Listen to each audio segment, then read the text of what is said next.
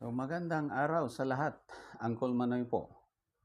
Sa araw na ito, pag-uusapan natin ang mga nangyayari sa paligid natin, no? So, actually, halos lahat, ito na ang mga issue, no? Kung makikita natin sa TV, no? Sa mainstream media at saka sa YouTube. Isa sa pinakasikat ang una na, ang kay Alice Go, ang tungkol sa mga politiko natin na sa national level, no? Sa kay VP Sara na sobrang init ng mga debate nila doon sa public hearing, especially sa budget, no? So, unahin natin ang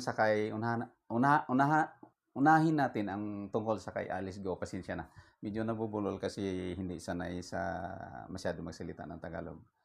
Pero sinusubukan ko na maging simple itong pagsasalita, no? So, ang tungkol kay Alice Go na matagal ng laman ng balita, no? So, sa mainstream or sa TV at saka sa social media, no? Lalong-lalo na sa YouTube. So, isa siya sa pinakasikat, no? Na ano siya doon sa Senado, na hearing at na tumakas na nga punta sa Malaysia, Indonesia, no? So sa ngayon nahuli na ulit at balik dito sa Pilipinas. So may mga accusation sa kanya na kahit nakitang-kita na yung mga ebidensya, ayaw niya pa rin aminin, no? So mayroon diyan na spy daw siya ng China. Pero una, yung mga pamimiki nila ng mga dokumento na lalong-lalo na yung birth certificate niya, no? So, yung birth certificate niya, actually hindi yun fake dahil nakuha niya yung original, kaya lang hindi sa mabuting paraan, bali kasi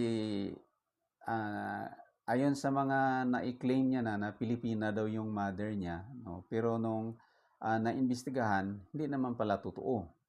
Pero hanggang sa ngayon, hindi pa rin niya inaamin. So ang kahit na nadakip na siya at natanggal na nga siya sa pagka-mayor sa Bamban dahil talaga namang kung titingnan natin, guilty talaga siya. Kaya lang ayaw niyang aminin. So nililitis siya ngayon sa Senado, liban sa nakasuhan na nga siya doon sa court na talaga, sa totoong court na, pero nililitis pa rin din siya sa Senado dahil kailangan ng Senate daw na i-prove at saka kailangan nilang magawa ng batas patungkol doon sa pugo at sa yung pamimiki ng mga dokumento, no? So sa ngayon, bali ang ipapakita nating clip, actually dati nang nai-post ko na ito sa YouTube, na i-content ko na ito sa channel ko. So gamitin natin clip ngayon na tingnan natin kung ano yung mga aligasyon ni Alice Go patungkol sa kanyang pagkatao, no? So ito po ay yung interpelasyon ni Congressman Chino Almario. Pakinggan natin. Na dati sa mga previous hearings in both the Quadcom and the Senate na naging natuklasan na kasinungalingan. Tama po ba? Anong pong statement po, Your Honor? Well, the nationality, your parents, and the like. Tama po ba? Hindi po, Your Honor. Okay. Pero now that we're here and almost closing on this na rin, willing ka ba na magsalita ng katotohanan sa Quadcom na ito? Your Honor, ano pong question po? Willing po ba kayo na magsalita ng katotohanan sa Quadcom na ito? Now na patapos na itong lahat. Opo, Your Honor. I have pending cases po at the court. So, anything po na sasabihin ko po dito sa Quadcom might use against me. So, Okay. opo. Alright. Pero even if na alam mo na may alam din yung Ministry of State Security, willing ka rin ba na mag-confess ng katotohanan sa Quadcom na ito? Your Honor, pa-specify ko po sana yung question po. Yeah. Para I know paano din po ako maka-help po. Okay.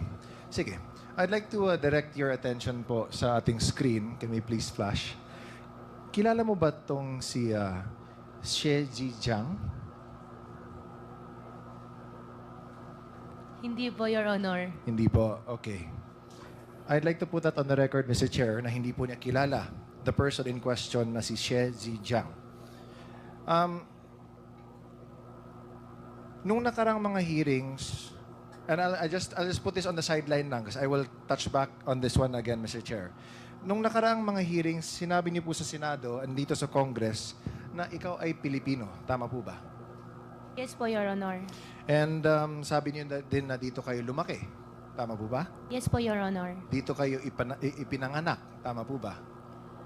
Yes po, Your Honor. I have my Filipino birth certificate po. And dito din kayo, Pilipino din yung mga magulang ninyo po.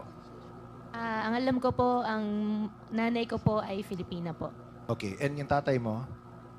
Tatay ko po ay Chinese. Okay. Now, let's circle back a few years before, more recently, yung sa pagtakbo ninyo bilang mayor po. Ano ulit yung naging rason ninyo kung bakit kayo gustong or bakit kayo nagdesisyon na tumakbo bilang mayor ng Bamban? Your Honor, unang-una po, Short answer lang, Miss. yes po, tatlo po kasi yung ano ko po, yung sagot ko po dyan. Isa po sa tatlo ay childhood dream ko po. Pangalawa po, sa Bamban po ko lumaki, gusto ko somehow makapag-share din po ng kung ano pong meron ako. Gusto ko rin po natulungan yung mga kababayan ko po. Pangatlo po, tinulungan din po ako. Bali, childhood dream daw niya no, yung pagiging mayor. So,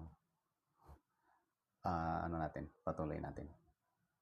Ng former mayor din po namin sa town para sa kampanya din po. Okay. And saan kayo kumuha ng pondo para tumakbo bilang mayor? Your Honor, 37,000 po ang aming voters.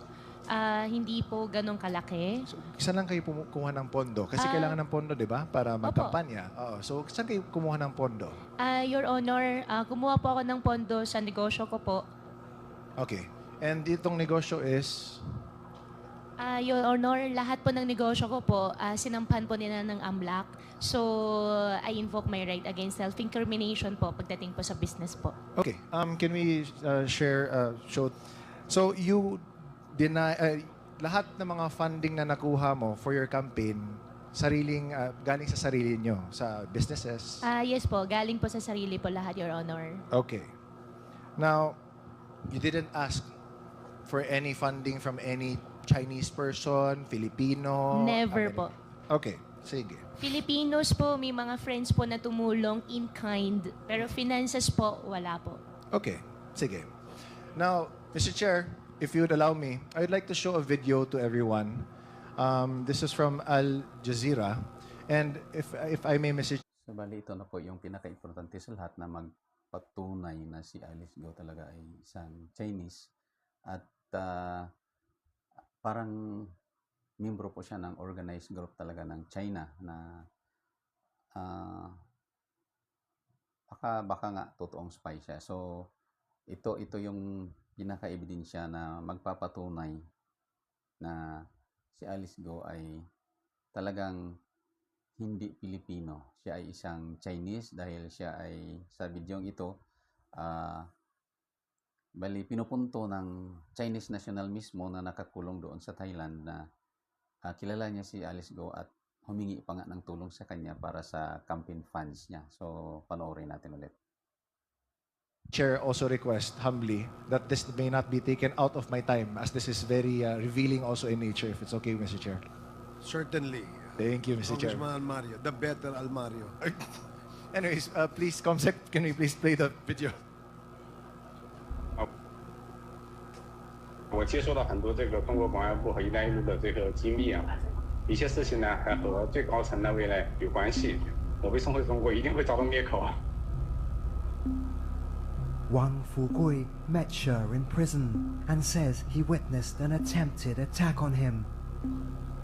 60-70个泰国人对我们10多个中国人进行那个无差别的袭击。为什么知道是针对佘志安先生呢？是因为这些泰国人相互说话当中，就是有在找佘志江，那个时间是他律师会见的时间，然后所以说躲避了这一次袭击。Thai prison authorities did not respond to our request for comment. Wang spent 5 years in jail battling charges related to credit card fraud before being found not guilty.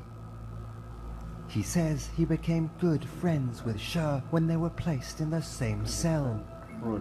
He's now the custodian of many of the tycoon's alleged secrets. 他有在亚太上留下很多那个待解密的那些档案，目前受到他的那个授权所解密的那些内容只是部分的内容而已，但是这些内容涉及到了那些国安人员的名单。He allows us to take a look. One file in particular catches our attention. It's a dossier about Guo Huaping, or Alice Guo, former fugitive and embattled ex-mayor of a small town in the Philippines. Now in police custody, Guo is being investigated for alleged ties to scam operations and money laundering. He's also accused of being a Chinese spy. 菲律宾的这个郭华平的，我用这个手机呢跟他通过话，当时呢还要。 Sher says Guo once asked him to help fund her political campaign. 那我更不想得罪这个菲律宾政府了，所以一直就或者没有给钱。 Guo has repeatedly insisted she was born in the Philippines, a prerequisite for office holders in the country. But Sher's dossier lists China as her place of birth. Guo had previously claimed she's the daughter of a Filipino woman. But according to this document, her mother is a Chinese citizen called Lin Wenyi. The dossier also lists a family address in So, ayon sa nagsasalita, no? So, ito pala yung video na ito ay gawa ng Al Jazeera. No? So, worldwide po yung coverage ng Al Jazeera News. So, sila yung gumawa ng documentary na ito na ayon sa documentary na ginawa nila, siyempre alam naman natin na palaging kiniklaim ni Alice Go na talagang Pilipino siya. Pero ayon sa documentary na hindi naman talaga at doon siya ipinanganak sa Fujian, China. So, yung at minention pa nga doon na si Alice Go ay anak ni Lin Wenyi, no? Yung nanay niya is Lin Wenyi na allegedly noong una sinabi ni Alice Go na siya ay anak ng isang Pilipina at yung father niya lang yung Chinese. So, Pilipino siya, yon ang sabi niya. Pero gawa-gawa lang nila yon, sigurado yon kasi yung pangalan na ginamit na nanay niya na Pilipina daw is si Amelia Lial. Amelia Lial na actually nung chinik nila doon sa statistics, Philippine statistics natin or wala naman talagang pangalan na Amelia Lial. So ito ay pinapatunayan no sa documentary ng Al Jazeera na yung mother niya is Chinese naman talaga sa pangalang Lin Wenyi, no? So dati na itong ibinunyag ni Senator Sherwin Gatchalian, no? Na ang totoong pangalan ni Alice Go is Guo Huaping at yung nanay niya ay si Lin Wenyi, no? So Chinese. So patuloy natin. in China's Fujian province. This is what our researcher finds when he visits the local office of the Chinese Communist Party. At a nearby village, residents shown photographs of Guo recognize her as the daughter of Lin Wenyi, the same name that appears in She's dossier. They say Guo was born here and only moved away towards the end of 2002. She says he has a message for the former mayor. 郭华平生活是不可信的，我们两个你看一下，曾经都为这个国安部卖命，你看看我的下场，要想不被灭口呢，就把真相呢也告诉全世界。China's Ministry of State Security did not respond to our requests for comment. Neither did Alice Guo Huaping. So, actually, yung Chinese government pala ay hininga na ng comment ng Al Jazeera, ngunit hindi sila nag-comment tungkol doon. So, wala, hindi pa nga na ano nila, hindi talaga na-confirm dahil hindi naman nag-comment yung ang Chinese government. Pero ang nagbigay sa kanila ng information is itong nakakulong na Chinese doon sa Thailand. So, patuloy natin. So, Mr. Chair, I'd like to point out to this committee that even if we have been making our own researches, pulling up our own inquiries, this is another source from a completely different party and is unrelated to what we do. Pero nagkataon that the person named She Kailun, who si She Zijiang trusted with the encrypted files, showed to Al Jazeera that there is a dossier confirming that there are Chinese spies all over, at least in this case, Myanmar, but here also in the Philippines, and undoubtedly shows Guo Huaping. In the picture where she was born, even her mother, and the name of Lin Wenyi. Mr. Chair, again, we were told, kanina nagtanong tayo kung lumaki ba si Ma'am Alice dito sa Pilipinas, kung dito ba siya ipinanganak, kung Pilipino ba yung mga magulang niya. She first said na dito daw siya lumaki, which is false. Because paano malalaman or ma-identify ng mga tao doon mismo sa address sa Fujian na nakilala nila si Alice Guo o Guo Huaping as anak ni Lin Wenyi nung pinakita nila yung picture ni Guo Huaping sa kanila. Number 2, tinanong natin kung saan ba siya ipinanganak. Nakita na nga. Doon mismo, she left daw late of 2002. Sabi pa ng mga tao na in-interview ng So, Chinese naman talaga siya. Umalis lang lumipat lang dito sa Pilipinas yung mga parents niya para magnegosyo. So, noong 2002. So, parang tugma talaga sa yung documentary ng Al Jazeera is tugma talaga kung kailan sila pumunta dito dahil yung parents niya ay pumunta dito sa Pilipinas para magnegosyo. So, kaya legit yung pagpunta nila dito pero hindi sila Pinoy. As Chinese men sila na mag-invest ng business dito sa Philippines. So, allowed naman sila na tumira dito. So, kaya lang yung ginawa ng parents ni Alice Guo na pinaparegister nila yung si Alice Guo or si Guo Huaping as a Filipino citizen. Kaya kinuna nila ng birth certificate at ginawan gawa ng kung yung inimbento yung ina niya na si Lial or si ano ba yan? Yung nakalimutan ko. Yung pangalan na ginawa nila na ginawang ina ni Alice Guo para makakuha sila ng birth certificate. So, kaya lang hanggang ngayon dinideny pa rin ni Alice na or si Guo Huaping na Pilipino talaga siya at hindi siya Chinese.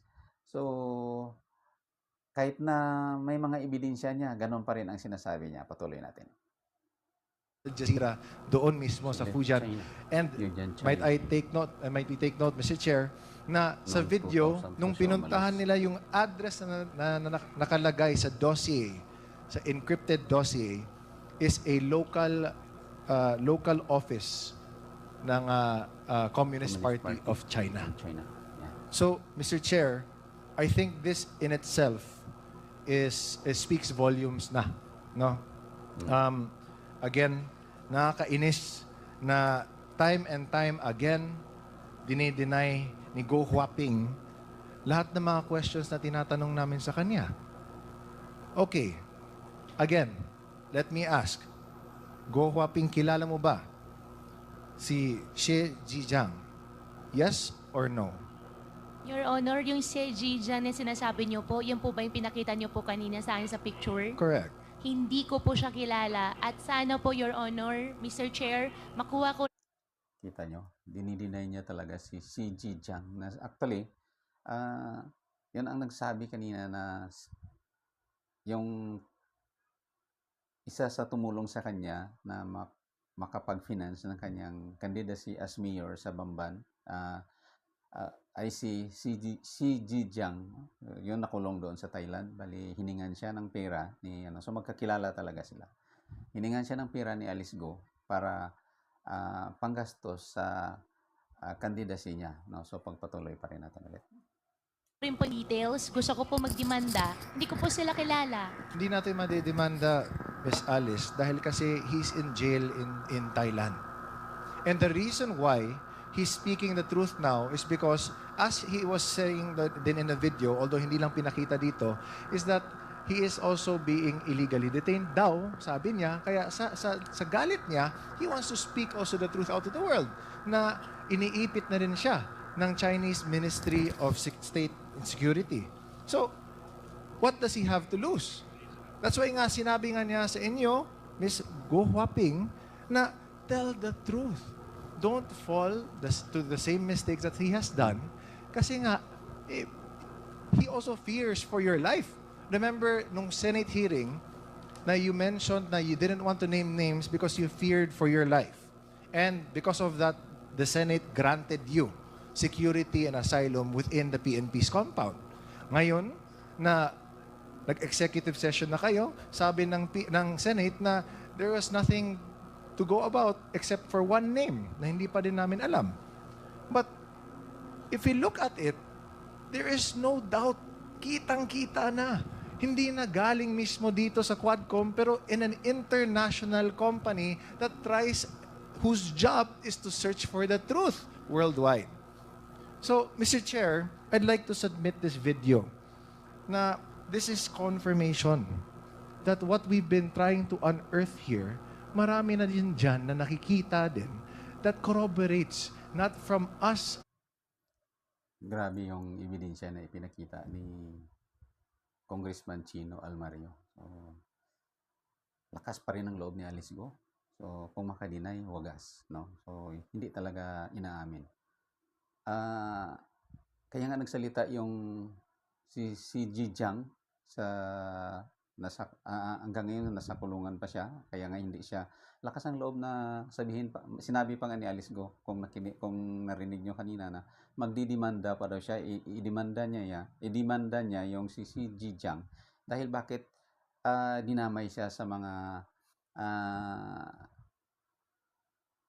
idinamay siya, no, sa mga nangyayari sa buhay niya na sabi kasi ni si Ji Jiang na iniipit na rin siya ng Chinese government dahil parang itinitiwalag yata, no? So dahil isa siya sa mga spy at isa siya sa mga gumagawa ng mga kalukuhan sa iba-ibang bansa, no? So bawat bansa pala dito sa Asia, hindi lang dito sa Asia at sa buong mundo na mayroon palang mga ginagamit na spy at mga ginagamit na tauhan yung China para manloko or manggulo, no? So kaya lang doon na siya, nadakip siya, no? So nakakulong siya sa Thailand at sabi niya dapat magsabi ng totoo itong si Alice Go para hindi magaya sa kanya at mabigyan siya ng proteksyon dahil nanganganib yung buhay niya. So, yun na. So, mga kaibigan, anong masabi niyo doon? So, kung may mga din kayo opinion, pwede niyong i-comment yun, no? So, mag-comment kayo doon sa comment section natin at sabihin kung ano yung mga nararamdaman nyo, ano yung mga obserbasyon nyo at ano yung opinion nyo sa patungkol sa video ito. So, kasi kung titingnan natin, kitang-kita talaga 95 to 99% na nagsisinungaling si Alice Go. Kaya lang pinaninindigan niya talaga.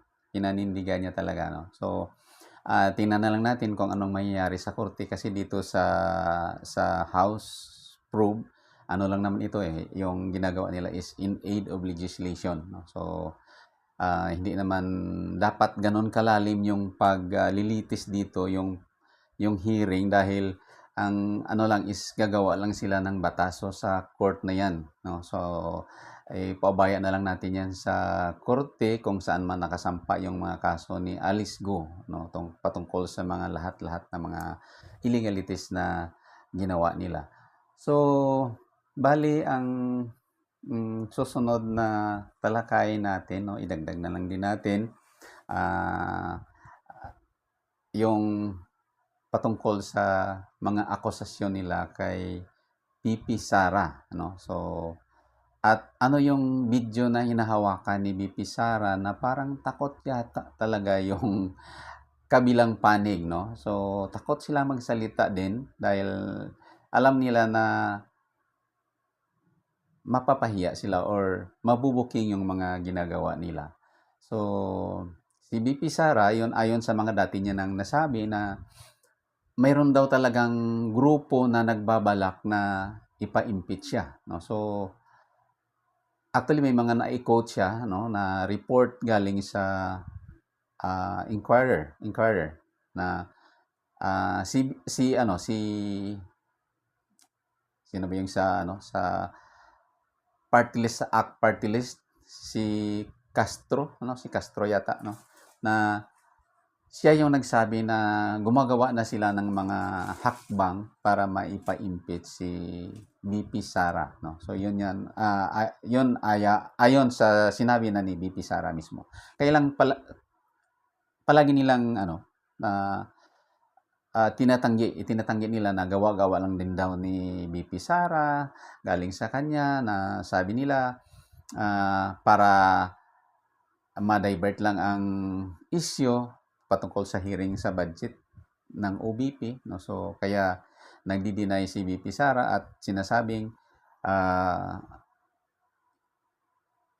ang impeachment ay gawa-gawa niya lang, no? Pero dami ng mga patutuo, no? So hindi naman talaga gumagawa lang ng mga kung ano-ano itong si BP, no, natin, dahil kaya nga hindi na siya uma-attend ng hearing sa budget niya dahil wala namang mangyari, ano? So magdidebate lang sila, personal na yung atake niya, at saka yung mga tinatanong ay hinahanapan lang siya ng mga butas or mali para yun ang gawin nilang ebidensya para sa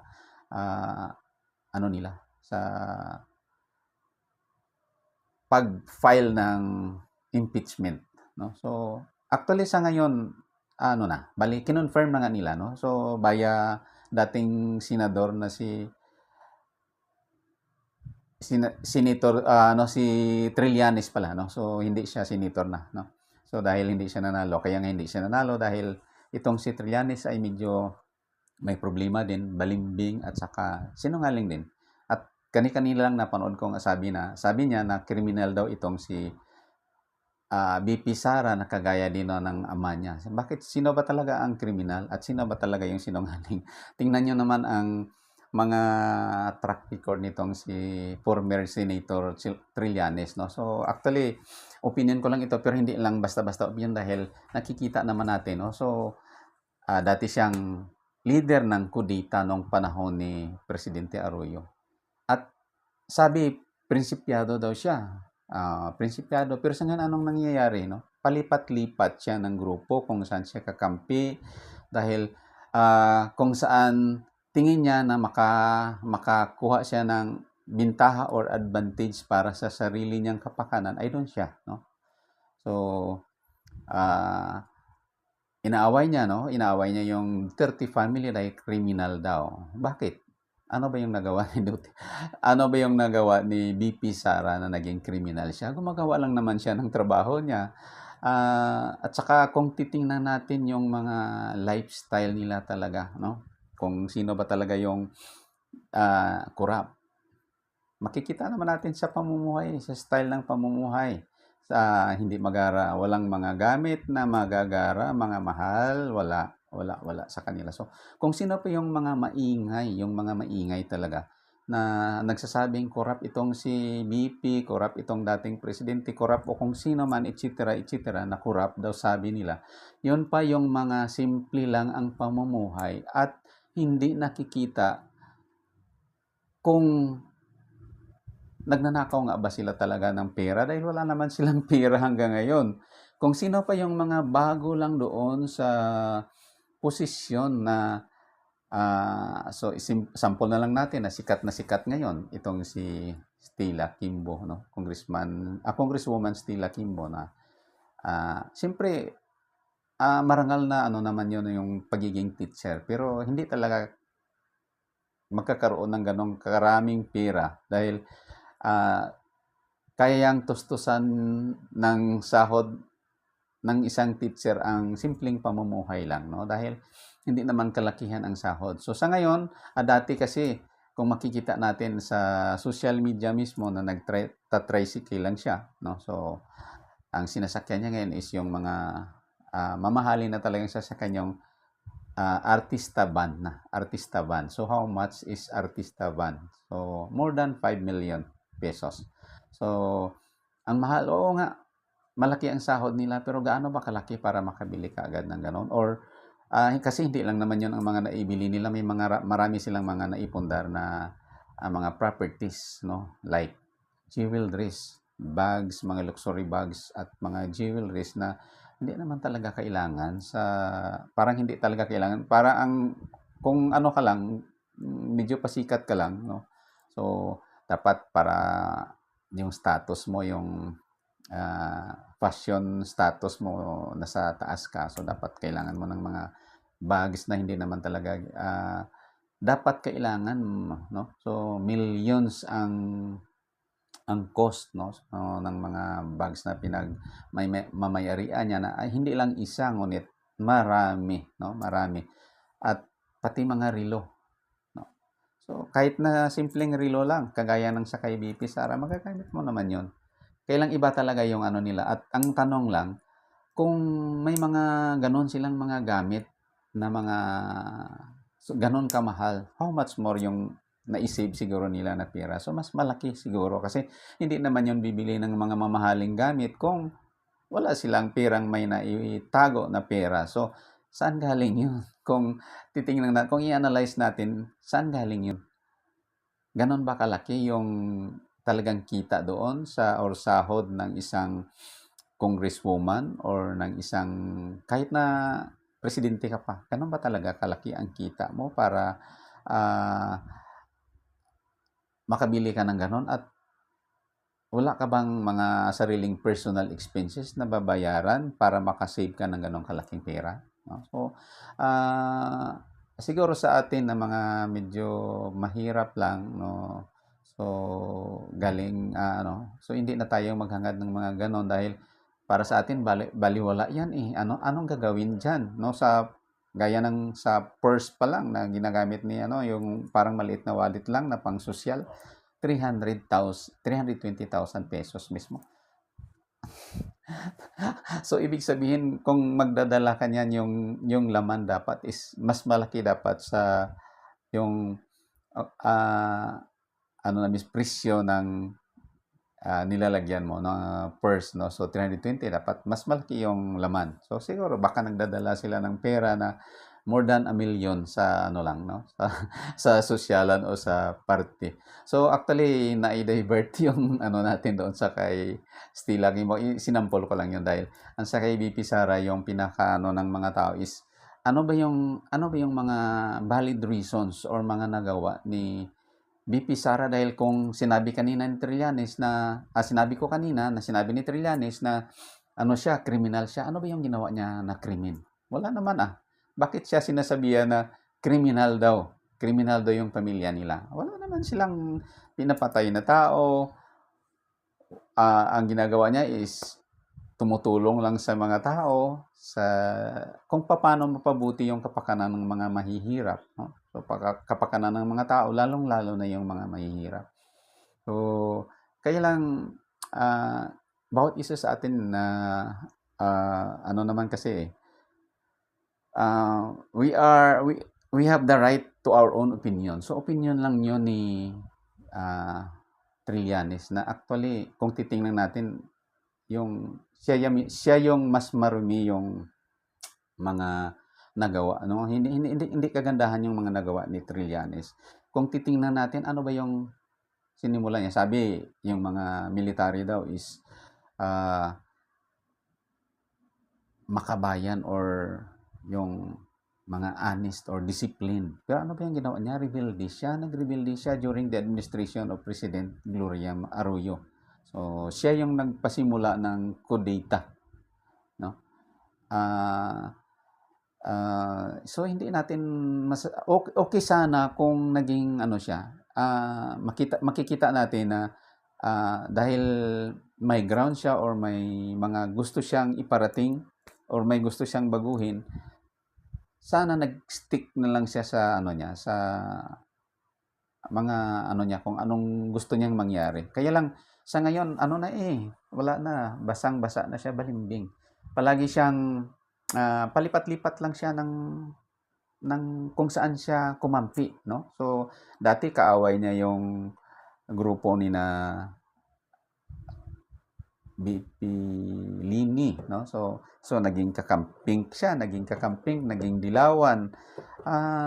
Ngayon Marcos na siya. So ano ba talaga? Dati kaaway niya yung mga Marcoses dahil sabi nila ano daw, ang mga Marcoses ay yung magnanakaw. Dati yon yung mga sinasabi. Pero ngayon, titingnan natin yung mga politiko, halos karamihan sa mga politiko, sana ba sila kampi? Yung inaakusahan nila na magnanakaw, doon na sila sa ngayon. So, ano ba talaga? Kapanipaniwala ba yung mga sinasabi nila kung i-analyze natin? Hindi, no? So, yung mga ina-accuse nila or yung mga inaakusahan nila na ganon, na actually sila naman yung gumagawa ng ganon, no? Para sa sarili nilang kapakanan. Kung kapituko sila sa administrasyon para mailuklok sila sa posisyon na gusto nila para patuloy silang mamamayagpag, no? So okay lang sana kung magtatanong ka or kung talagang malinis ka sa sarili mo. So, wag mong sabihin na si ganon or si ganyan, ganito, magnanakaw, sa nagnanakaw ng pera, especially sa confidential funds. No? So, yun, ano lang naman yun bali notice of disallowance lang yun. Bali, kailangan pa i-comply pa. Kailangan pa i-comply, no? So, hindi pa yon na-prove ng court, no? Na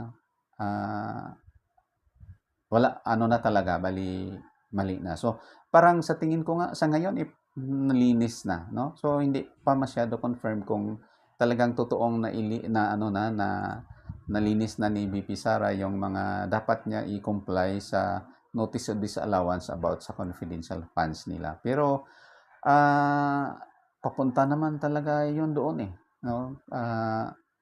Malinis at malinis pa din yun, no? So, yun nga, ay naakusahan sila dahil kung titingnan natin, ano ba yung mga rason? So, pa-impeach nila si BP Sara dahil ganito, ganyan. So, kung titingnan natin, malakas naman talaga sa tao itong si BP, no? Malakas talaga dahil kitang-kita naman ng mga tao kung ano yung mga ginagawa nila, no? So, BP Sara is kung titingnan natin, sila yung mga talagang honest, no? So, actually, opinion ko lang yon, pero kung ako yung mag-analisa is sila yung mga totoong nagsiservisyo at yung mga ginagawa nila is hindi pa sikat, no? Hindi pa sikat. Unlike nga sa mga hearing ngayon, no? Sa hearing sa Senado, kung ako ang tanungin, yung ginagawa nila yon, although may mga magagandang nangyayari, may mga positive na mga results, so okay yun, may mga positive na results na ipin down nila yung mga taong yung mga kamalian ng bawat tao na salang nila doon sa hearing. Pero hindi maganda yon. Yung iba kasi they are more than parang sobra pa sila sa totoong korte dahil yung totoong korte ay ah, nakikinig pa sa sa yung sinasabi nilang ah, self-incrimination, no? So yung accused ay mayroong karapatan na manahimik, no? Unless pinasasalita nila talaga doon sa ah, court or kailangan niya ng sabi kung ano man yung mga para sa kanya ay yung totoo, no? So pero doon sa sa House of Representatives at saka sa Senate, yung ano nila is only in aid of legislation. So kailang sila yung mas hindi pwedeng magsabi yung witness or yung resource person nila na ah, I have to keep silent dahil baka kung ano yung sabihin ko mas lalong gamitin doon sa court dahil may mga nakasampa na kaso, no, sa korte talaga. So sila yung kung hindi ka magsasabi daw ng totoo dahil naka-take oath ka, contempt ka kaagad, no? So ipapakulong ka, no? So bakit sila magpakulong dahil in aid of legislation lang naman yung mga ginagawa nila. So kung hindi mo mapilit yung tao na magsalita dahil sabi niya lalong-lalo na yung sa Senate is yung ang daming kamerang nakatutok, no? So kung ano man yung masabi mo doon, hindi mo na yon mabawi dahil ang daming nakatutok na kamera na hindi mo basta-basta mapadelete yun sa kanila kung ano man yung nasabi mo na dahil sa kaba, dahil sa takot. So kaya hindi sila nagsasabi ng totoo dahil unlike sa court na wala naman doon maraming kamera na nakatutok. At totoong paglilitis talaga yun dahil may mga ang judge yung desisyonan talaga yung ano niya kung sinong nagsasabi ng totoo. Ngunit doon sa hearing sa Senado is ang lakas nila contempt of court. Bakit ganon? In aid of legislation. Ang talagang reality naman na nangyayari. So kahit na hindi sila mag-hearing, makagawa sila ng batas. Makakagawa na sila ng batas dahil kitang-kita naman na talagang nangyayari. Bakit kailangan mo pang you have to go deeper pa, no? So ipaubaya na dapat yan sa court. Yun ang pinakaano natin dahil sila ay parang sobra pa sila sa court. Sobra pa sila sa korte dahil nag-take oath daw, hindi pwedeng magsinungaling. Hindi naman talaga dapat pwedeng magsinungaling. Kaya lang yung mga accused hindi sila magsasabi doon dahil hindi naman yon yung korte dapat na talagang kailangan ililitis yung ano nila, yung ilitigate yung case nila doon, no? So mapapahiya lang sila dahil open sa lahat-lahat, open sa media, no? So kawawa naman din yung yung mga accused, no? So actually hindi pa nga napatunayan pero kung tingnan natin ano na naman sila talagang parang hindi hindi pa nga guilty pero kung sa atin lang sa sarili natin halos guilty pero they also have their own right na maproteksyonan yung mga sarili nila. Kaya hindi sila nagsasabi ng all out, no? So hindi nagsasabi ng all out. So kawawa kung sino man yung mga taong akusahan at magamit kasi dapat hindi nila tututukan ng ganon ka-intense yung paglilitis dahil in aid of legislation lang naman na kahit na hindi sila maglilitis at least makakagawa sila ng batas dahil hindi naman sila inosente, hindi sila bulag, hindi sila bingi, no? So sa mga balibalita malalaman mo yon at may personal tayong mga perceptions, mga hindi lang basta-basta opinion kung anong nakikita natin. We can simply say na ito si mali or ito tama, no? So base na yon sa mga pangyayari.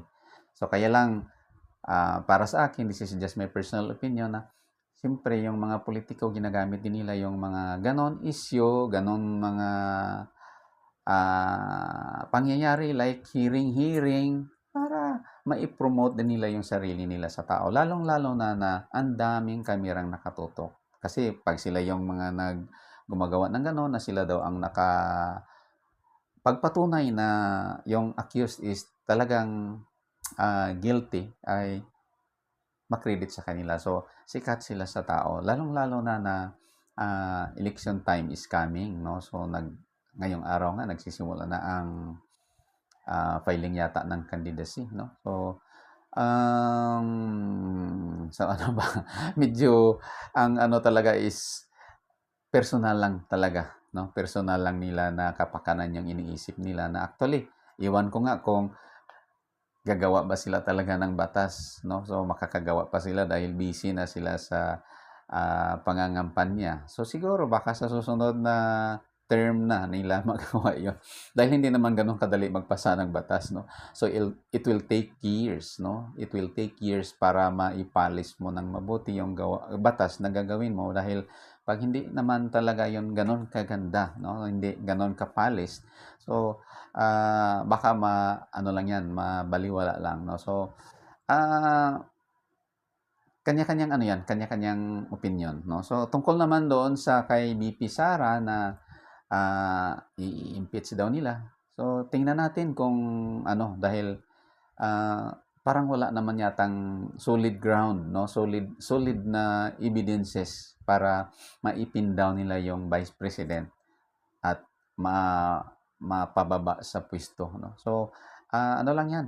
Kung titingnan natin parang kung ako yung tanungin, parang ano lang yan, inggit, no? So, kasi hindi mawawala sa atin yung inggit, lalong-lalo na kapag hindi mo kakampi yung tao, hindi mo, at lalong-lalo na si BP Sara, kung titingnan natin, sobrang lakas ng kanyang personality, at hindi lang basta malakas, matapang, ano? Kung anong gusto niya, kung anong tingin niya na tama is gagawin talaga, no? So, medyo mahirap, no? So, actually, kung ano natin, parang mahirap talaga i-prove. Ang sa kanila lang para mapag-usapan, no? So, suportahan sila ng mga tao, no? So, dahil tao lang naman talaga ang nagpapalakas, no? So, kung saan medyo maraming supporters, no? So, sa ngayon nga, may dalawang grupo na nagrarally, na may isang grupo na susulong, no? Susulong. Pero konti lang, no? Ng mga tao, lalong-lalo yung Makabayan Black. Yung Makabayan Black na gusto nila pa-impeach, no? Pa-impeach na, or gumagawa pa nga sila ng isang paraan ngayon, yung sina-challenge nila yung Vice President na mag-resign. Bakit mag-resign? Bakit magre-resign? Ano ba yung tamad na ba? Hindi, ayaw niya nang magserbisyo, ayaw nang gawin yung tungkulin niya. Parang hindi naman, wala naman yatang sinasabi si BP Sara na napapagod na siya sa kanyang ginagawa. So, bakit kailangan niya mag-resign? Mag-resign dahil hindi gumagawa ng tungkulin, no? So, yun. Kung talagang hindi gumagawa, kung mapatunayan nila na hindi na talaga si BP Sara gumagawa ng kanyang tungkulin, at marami nang ginawang mga kamalian para sa ikaunlad ng bayan natin, no? Para kung nakakasira na, di pa-impeach at put into writing lahat, no? So, sabi nga nila, nagbabalangkas na daw sila ng mga impeachment case. So, tingnan natin kung may mangyayari, no? So, lalong-lalo na bawat isa ay maging busy na sila sa mga kampanya, no? Yung mga politiko, no? So, bawat nag-declare na sila kung ano yung mga posisyon na takbuhan nila, no? So, parang nga lang, pasikat yung para mapag-usapan lang, no? Para mapag-usapan sila, at saka para yung ginawa nila is panirang puri lang, no? Kung titingnan natin, sirain lang yung isang tao para sa susunod hindi na siya manalo, no? Bagsak na siya, no? So, at sila naman ay maitaas nila yung sarili nila dahil sila yung nagsulong na kung ano man yung gusto nilang magawa. Pero kung gawa-gawa lang yon, hindi yon mag-prosper, no? Hindi yon mag-progress. Kahit na marami pa yung membro ng kongreso na support sa kanila dahil it's not just Congress or even the Senate because yung tao mismo, ang taong bayan mismo ay yung magdi-decide dahil kung titingnan natin dati na kasi may mga nagtitipon-tipon doon sa may EDSA, sa Liwasang Bonifacio din, no? So may dalawang grupo ang ano nun. Matagal nang nananawagan na kung sino yung kailangan nilang pababain. So yung nananawagan nga bumaba si VP Sara is konti lang no? Yung mga leftist group lang, yung mga dati nang walang ginagawa kundi rally lang ng rally dahil alam naman natin na yung mga ganon, pag may mga ganong activity or mga rally-rally is may income sila, no? So may mga nagfa-fund diyan. So actually maganda naman yan sa gobyerno natin dahil parang sila na din yung mga fiscalizer, no? So at least ma-review or ma-revisit din ng mga nasa taong gobyerno natin na nasa posisyon kung ano yung mga ginagawa nila para ma-check din nila kung tama ba o mali yung mga ginagawa nila, no? So kailang dapat wag sobra, no? Wag sobra, wag sobrang personal at wag sobra kung sa ano lang dapat may mga demarcation lang tayo dapat hanggang saan lang, no? Tama naman na magparating tayo ng kung anong mga hinaing natin, mga reklamo natin na kailangan ganito, ganyan, no? Pero wag sobra na gumagawa-gawa na tayo ng kung ano-anong mga rason na actually hindi naman nangyayari or hindi naman ginawa, no? So parang ano na kasi, no, drama, no? So parang scripted, no? So parang drama na talaga yung mga nangyayari sa politika natin, no? Kung sino yung mga doon sa kabila, doon sa panig ng administrasyon at doon sa oposisyon, kanya-kanya na ng akusasyon para ma-pin down ng yung tao na gusto nila i-pin down, no? So dapat naman talaga maano tayo mapagbantay or dapat makialam tayo, no? So kasi ang ano is ang taong bayan dapat magbigay din ng mga hinaing or mga reklamo para maiayos ng mga nasa serbisyo kung ano yung mga gagawin nila, no? So kaya lang sa ngayon siguro sobrang sobrang personal na yata yung mga ginagawa nila at okay lang sana kung totoo, no? So kaya lang parang hindi na parang mga fake news na yung mga ginagawa nila para lang maiangat nila yung sarili nila at ma-pin down yung gusto nilang i-pin down, no? So mga kaibigan, kayo na yung mag-decide. Wala naman tayong diyan kasi, no? Sa atin lang pwede tayong magbigay ng opinion, magbigay ng obserbasyon, magbigay ng mga saloobin natin, pero walang mangyari, no? So ang pinaka-importante na lang sa lahat is dapat gawin natin kung ano yung tama. Tingnan natin kung ano yung nakakabuti sa sarili at hindi lang sa sarili natin kundi pati sa lahat ng mamamayang Pilipino para sa bansa natin, dapat gawin natin, no? So huwag tayong gagawa ng mga kung ano-anong kalukuhan, lalong-lalo na inaapakan natin yung iba para lang may angat yung sarili natin. So kasi na yun yung inggit na yun. Gusto lang natin yung iba gamitin para aangat tayo. So hindi tama yun, no? What is important is gumagawa tayo ng mga mabuting gawain, mga magagandang bagay na nakakabuti sa bansa natin, sa lugar natin, at sa sarili natin, at sa kapwa natin, no?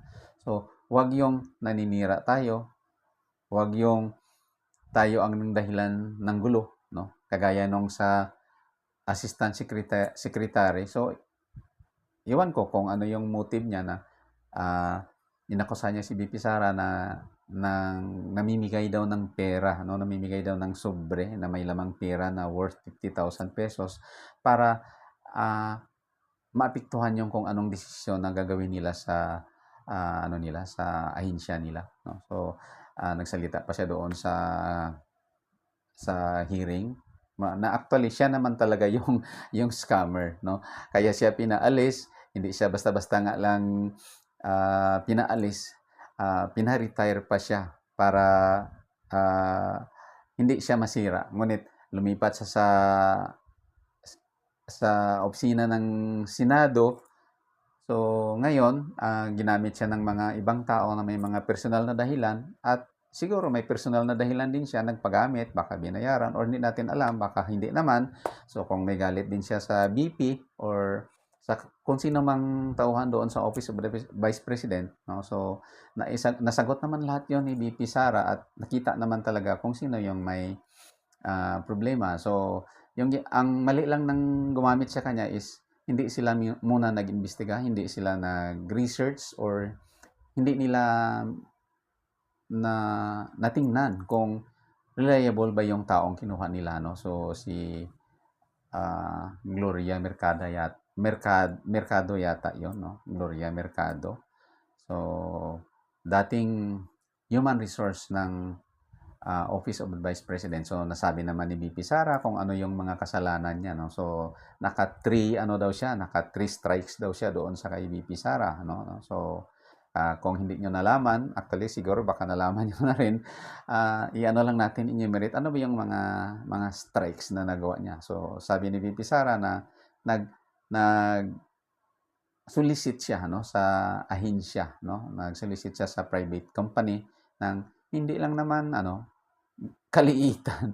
16 million lang naman ang sinulisit niya at ginamit yung pangalan ni VP Sara na hindi naman siya nagpaalam na gamitin niya.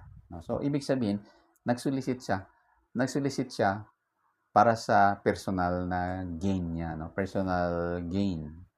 So, tapos yung isa pa, yung kinuha niya yung teacher position doon sa Cebu na doon niya binigyan ng non-teaching position sa Human Resource Office nila doon sa central office ng Office of the Vice President sa Human Resource. No? So, doon niya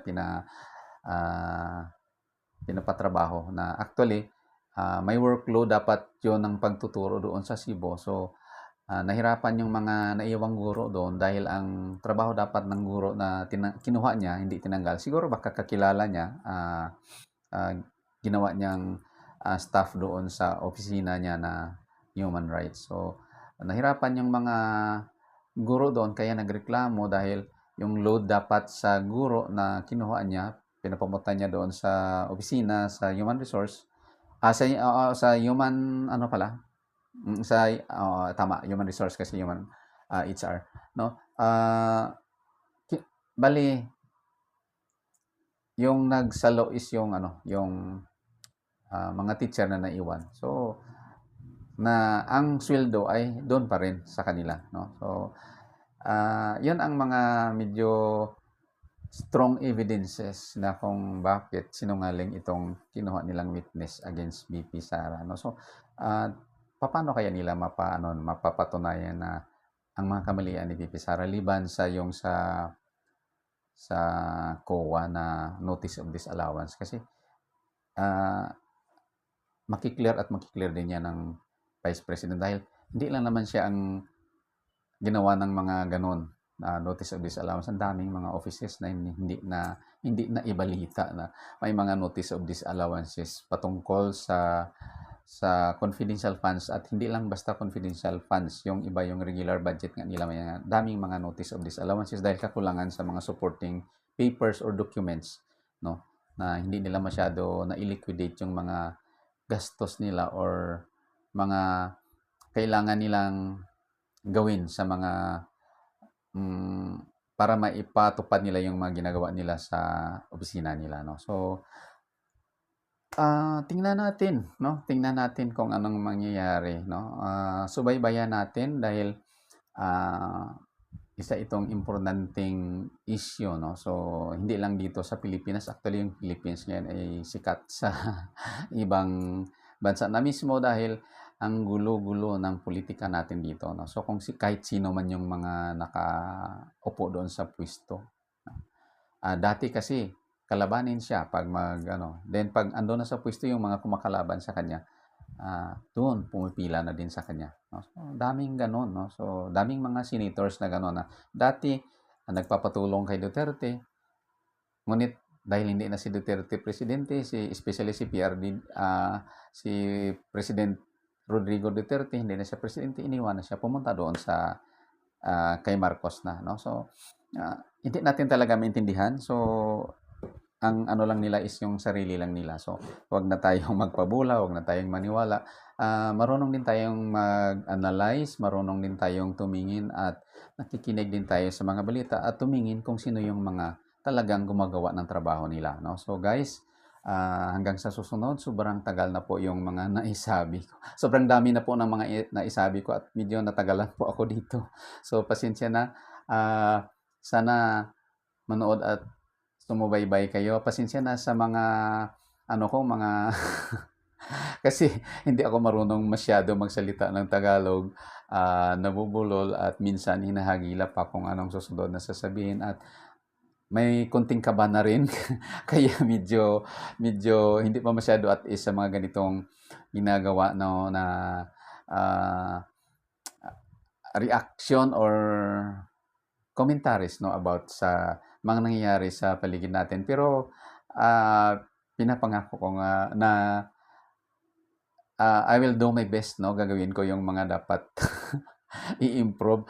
I-improve ko dapat yung mga dapat i-improve dahil, masasanay din pasasaan ba't masasanay din kung ano yung mga ginagawa ko at mapaganda ko yung mga ginagawa ko. So, asahan niyo na madami pa tayong gagawin na ganito. So, pasensya na at, maraming salamat sa panonood. So, kita tayo ulit, ano? It's a date 'yan, 'no? So, magkita tayo ulit. Maraming salamat po sa lahat.